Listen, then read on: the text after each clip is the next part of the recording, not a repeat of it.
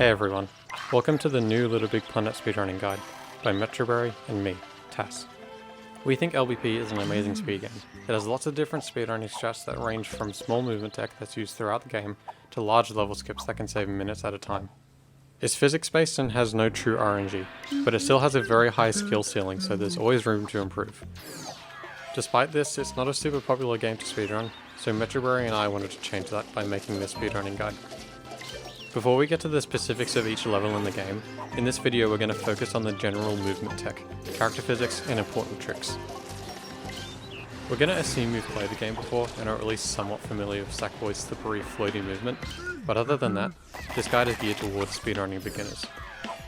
Short disclaimer, this guide was originally made by PPJ and RBG Jellyfish several years ago, but there have been a lot of skips and such discovered since then, so this is a sort of remake / update of their series. If you're curious, you can find a link for that one in the video description. But with all that out of the way, let's get on with the guides.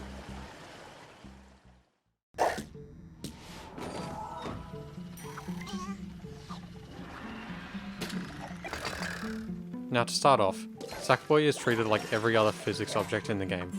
This means they can fling around and rotate just like anything else.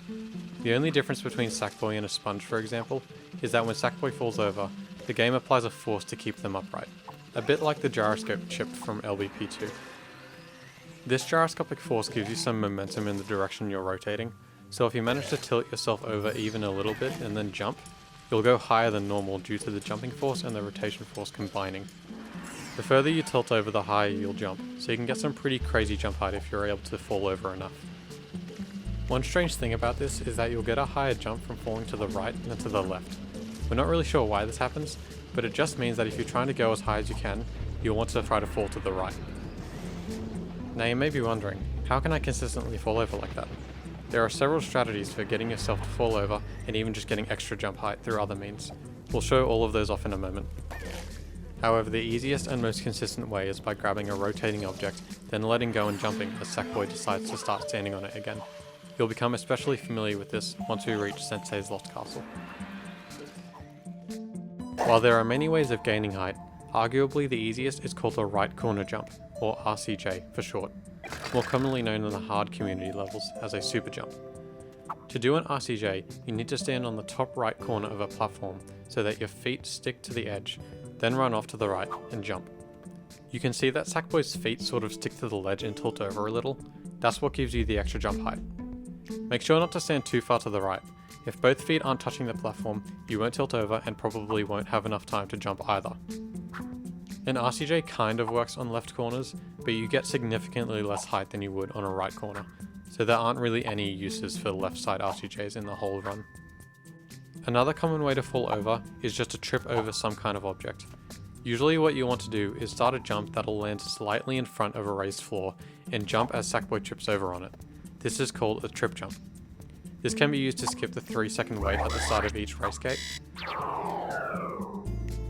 Having more horizontal speed when performing this allows you to get height easier, but slower speeds can still be useful sometimes. Tripping over doesn't necessarily need to begin with a jump either.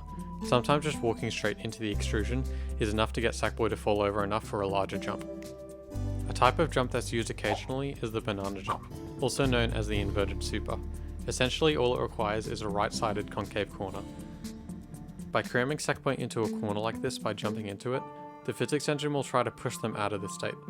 During this brief period, if you move the stick left and then back to the right, a jump can be executed to produce extended jump height, following the path of an arc or a banana. Every corner and wall can be a bit different, so you might find that aiming straight for the corner doesn't always work. It might help to aim for the floor or the wall first instead. The timing of the jump can also vary quite a bit throughout the game. If the wall of the corner happens to be grabbable, it can also sometimes be useful to grab the wall for a split second before hitting the ground. This can be used as a backup if you miss a race gate skip, or are struggling with the standard banana jump. A less common way of clearing high obstacles is by doing a bounce jump off of extrusions in the floor, also known as a triple super. Often if there is a right-facing bump in the floor or similar, landing on it from a jump and jumping again can give the player some extra jump height. This is useful for left-facing race gates, where doing a trip jump while facing left is extremely difficult. You can get even higher bounce jumps by performing them on right corners, which are usually called bounce RCJs or just bounce jumps. They're usually done when a regular RCJ just doesn't give enough height. The two-way switch levers that are found throughout the story mode can also be used to gain immense amounts of height or speed. We call these lever flings. When the lever is pulled towards its left side, if the player falls towards it with even a small amount of additional speed, the lever can be grabbed for less than a second, swung off of, and have the initial speed severely amplified. It seems that the greater the initial momentum will result in higher amounts of height or speed, which makes it a good idea to either RCJ or LCJ off of something, possibly even the lever itself, to build up as much initial speed as you can. You can even get crazy by using the height from the lever fling to perform another lever fling that's even more powerful. Again, this is another trick that mostly only works in one direction. Lever flings are still possible when the switch is on the right side, they just won't be as powerful. While not being very useful for gaining height, edge jumps are incredibly useful for gaining speed and even horizontal distance to clear larger gaps. These are also known as long jumps. It's very similar to an RCJ as explained earlier, where you'll want to be running off of the corner of a platform and jumping off of it at the last moment, using the rotation force and getting a little more speed. Slope jumping is a way to gain additional speed off of sloped surfaces just by jumping at the right time. Because of the way Sackboy impacts objects, performing a jump as you come into contact with a slope will allow you to get a boost off of it and gain a ton of additional speed, depending on how steep the slope is. It's essentially just converting your vertical momentum into horizontal speed. Because this is a physics-based game, friction also exists, so if you found yourself with a great amount of speed, it will almost immediately be gone as soon as you hit the ground and begin to run again. A simple way to combat this is to keep yourself off of the ground for as long as possible to conserve your speed. And obviously the best way to do this is just by jumping, or as we call it, bunny hopping. By chaining together many jumps, the additional speed you have can be maintained for very long amounts of time. You'll probably lose all of your speed eventually, however perfect bunny hopping will result in little to no loss of speed. An even harder way to conserve speed and height like this is to swing off of a roof that's made of sponge, where near frame perfect grabs can keep you above the ground while not losing any speed. This method is a lot harder and never really useful, so don't worry about it. A place where saving speed is pretty useful is on certain dialogue boxes. Throughout the run, you'll come across these characters who open up a dialogue box when you reach within a certain range of them. This dialogue box pretty much disables all of your controls except for grabbing, so it'll force you to stop running until you close out of it. By doing a jump right before the dialogue is opened, you're able to spend all of the time that your controls are disabled while in the air, and still conserving speed. Doing this lets you skip pretty much all dialogue boxes without losing any speed at all, just by jumping at the right time and closing it before you hit the ground. Now that we've covered several ways of gaining height and speed from falling over, we'll now discuss other means of accomplishing additional momentum. A left corner jump, or LCJ for short, is possibly one of the most powerful jumps in the game due to its simplicity and the amount of extra height it gives the player. Sometimes this is also referred to as a quad jump. It's achieved by standing in a different layer than the top left corner of an object, lining yourself up in front so you would only be able to just barely jump off, jump, and as you switch the layer onto it, jump again. The second jump will combine with the first, and as a result, you'll receive an incredible amount of height. For one reason or another, it just doesn't work off of right corners. It's theoretically possible to chain as many LCJs as you want before hitting the roof of the level, but because of how crucial the timing and positioning is, you probably won't chain more than 2 or 3. However, there are a few spots in the story mode where a double LCJ is incredibly useful to get out of bounds. Circular objects might not really seem like they have a left corner on them, but they can still be easily LCJ'd off of. There are also tricks called single layer LCJs, or lip jumps, where you can jump into the left corner of an object in the same layer and jump off of it again to gain a little extra height. They're actually more similar to trip jumps, but either way they aren't as powerful as actual LCJs. Sometimes they are useful though, like when climbing the stairs at the end of construction site, or the many grabbable platforms in Elephant Temple. There's another weird type of single layer LCJ, which actually does give you as much height as a regular LCJ, but it's not actually useful anywhere in the game. It's done in a similar way to a regular LCJ, but while in the same layer, after the first jump, if you hold the joystick to change the layer into an available position, the second jump will still receive the full height. Here's where things will differentiate from the original guide by PPJ and RBG Jellyfish. Around the beginning of 2021, a brand new glitch was found called Deloading. It allows us to skip the entirety of Meerkat Kingdom, half of the frozen tundra, and some other smaller sections. Deloading causes any checkpoint's collision to be removed, and usually whatever they're attached to as well. Essentially, a deload involves a player being despawned while they're spawning from a checkpoint. Due to the fact that Sackboy is a part of the checkpoint for a short time as they're spawning, when they despawn, it's effectively also despawning the checkpoint and what's around it. There's a few different ways to set up a deload to happen. The first and slowest way is to have the player die somehow, either through popping or touching a nearby hazard. Pause the game within the first few frames of the checkpoint respawn animation, turn off the controller, and wait for the player to disappear. Once they're gone, you can reconnect your controller and the deload should have worked. The second way is to change controller numbers and select a guest to join the game, then change back to the host. You can then activate a checkpoint and pause the game as the new guest player is coming out to then despawn.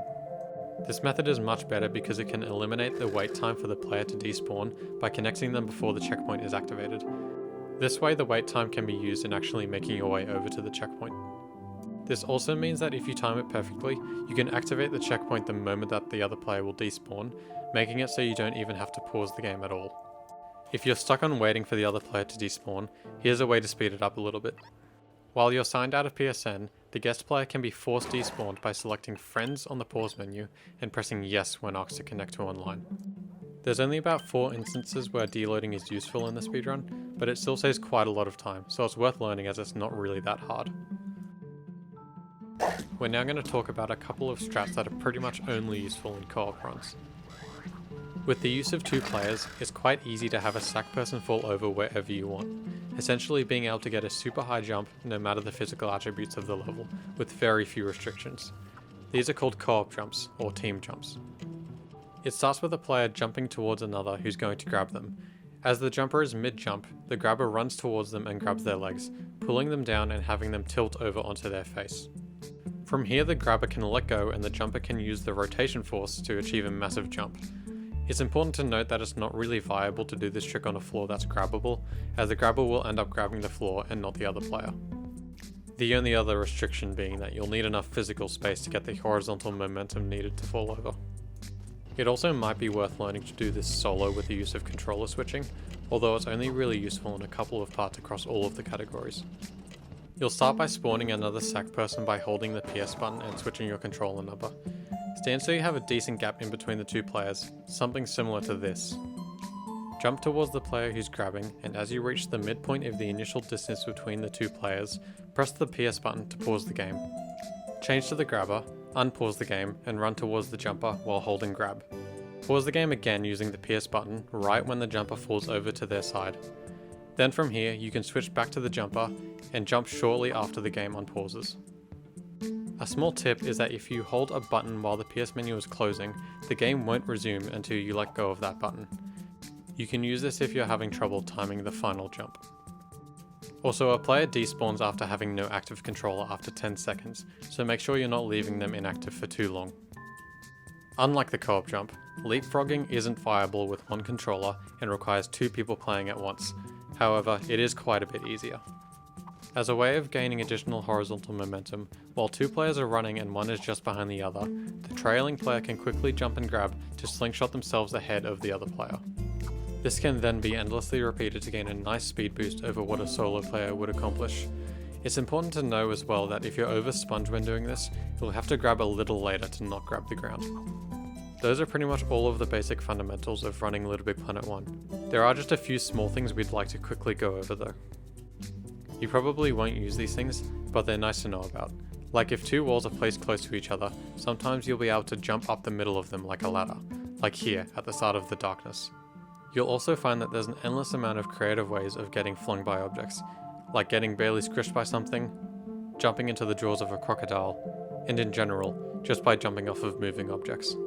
A small and sometimes irritating thing to keep in mind too is that buttons are able to be jumped off of without actually being pressed if you do it quickly enough.